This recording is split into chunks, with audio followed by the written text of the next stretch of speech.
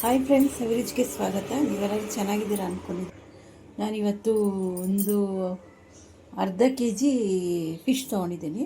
Fish ಉಪ್ಪಿನಕಾಯಿ ಹಾಕೋಣ ಅಂತ. ತುಂಬ ಚೆನ್ನಾಗಿರುತ್ತೆ. 1 ತಿಂಗಳು 2 ತಿಂಗಳು ಬೇಕಾದ್ರೆ ಇಟ್ಕೊಂಡು ತಿನ್ಬೋದು. ನಾನ್ ವೆಜ್ ತಿನ್ನೋರಿಗೆ ಇದು ಬಂದುಬಿಟ್ಟು ನಾವು ಏನಾದರೂ ಬೇಳೆ ಸಾರು ಜೊತೆಗೆ ಇದೆಲ್ಲ ಉಪ್ಪಿನಕಾಯಿ ಹಾಕ್ಕೊಂಡು ತಿಂದರೆ ತುಂಬ ಚೆನ್ನಾಗಿರುತ್ತೆ. ನಾನು ಅರ್ಧ ಕೆ ಜಿ ಫಿಶ್ ತೊಗೊಂಡಿದ್ದೀನಿ. ಮತ್ತು ಒಂದು ಬ್ಯಾಡಿಗೆನೂ ಗುಂಟೂರು ಒಂದು ಸ್ವಲ್ಪ ನೆನೆಸ್ಕೊಂಡಿದ್ದೀನಿ.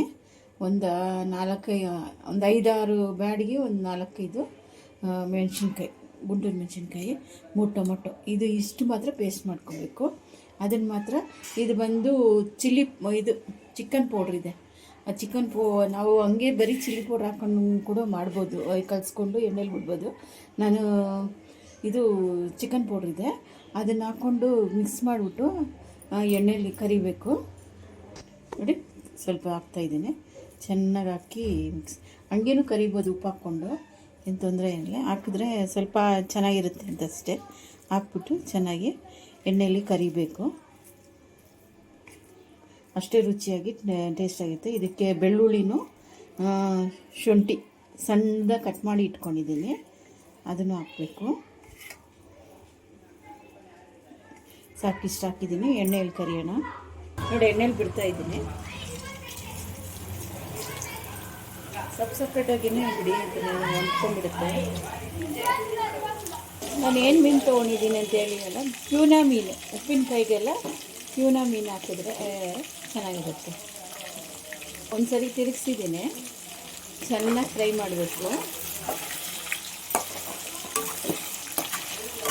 ಚೆನ್ನಾಗಿ ಬೇಯಬೇಕು.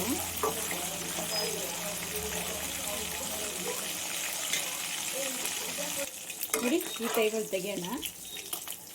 ಸಾಕಿಸ್ಬಿಟ್ಟು ಅಂದರೆ ಈಗ ಇನ್ನೊಂದು ಸರಿ ಹಾಕೋಣ.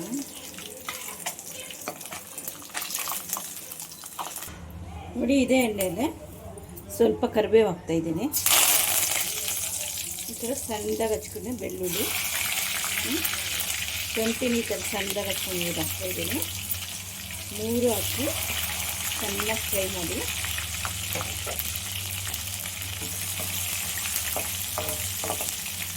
ಕಟ್ ಮಾಡಿ ಈ ಥರ ಹಾಕಿದ್ರೂ ಇದು ತುಂಬ ಟೇಸ್ಟ್ ಕೊಡೋದು.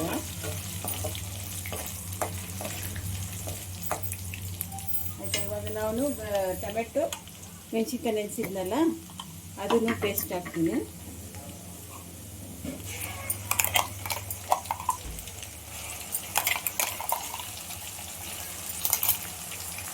ಈಗ ಅರಿಶಿನ ಹಾಕಲೇಬೇಕು. ಅರಿಶಿನ ಚೆನ್ನಾಗಿರುತ್ತೆ. 1/4 ಟೀ ಸ್ಪೂನ್ ಅರಿಶಿನ. ಜೊತೆಗೆ ಸ್ವಲ್ಪ ಉಪ್ಪು ಹಾಕ್ಕೊಳ್ಳಿ. ಜಾಸ್ತಿ ಏನು ಉಪ್ಪು ಬೇಡ. ಅದರಲ್ಲೂ ಹಾಕಿರ್ತೀವಿ. ಸ್ವಲ್ಪ ನಾನು ಸ್ವಲ್ಪ ಹಾಕ್ಬೋದು, ಇಷ್ಟು ಸಾಕು. ಹಾಕೊಂಡು ಚೆನ್ನಾಗಿ ಫ್ರೈ ಮಾಡಿ.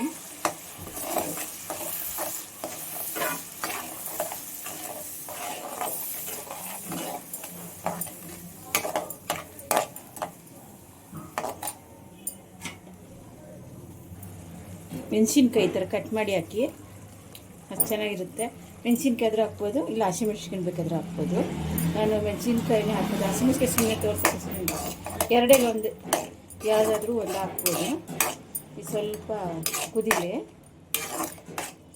ನೋಡಿ, ಚೆನ್ನಾಗಿ ರೆಡಿಯಾಗಿದೆ. ಅಷ್ಟೇ ಟೇಸ್ಟಾಗಿರುತ್ತೆ.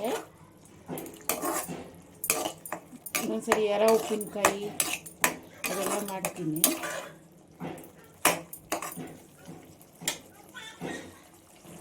ಈಗ ಫಿಶ್ ಹಾಕ್ತಾಯಿದ್ದೀನಿ. ಫ್ರೈ ಮಾಡ್ಕೊಂಡಿದ್ರಲ್ಲ, ಅದನ್ನು ಹಾಕ್ತಾಯಿದ್ದೀನಿ. ಅದ್ರ ಜೊತೆಗೆ ಇದು ಸ್ವಲ್ಪ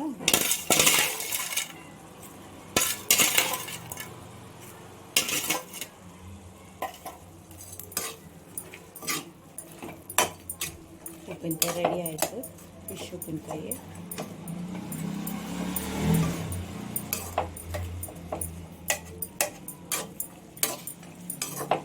ಇದು ಇವತ್ತೇ ತಿನ್ನಬೇಡಿ, ಒಂದಿನ ಎಲ್ಲ ಬಿಟ್ಬಿಡಿ. ಚೆನ್ನಾಗಿ ನೆನೆಯಿರಿ.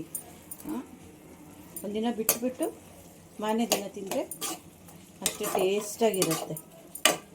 ಅವತ್ತೇ ತಿಂದರೆ ಚೆನ್ನಾಗಿರುತ್ತೆ. ಒಂದಿನ ಬಿಟ್ಬಿಟ್ಟು ನೆನಿಬೇಕಲ್ಲ, ಅದಕ್ಕೋಸ್ಕರ ಒಂದಿನ ಎಲ್ಲ ಬಿಡಿ.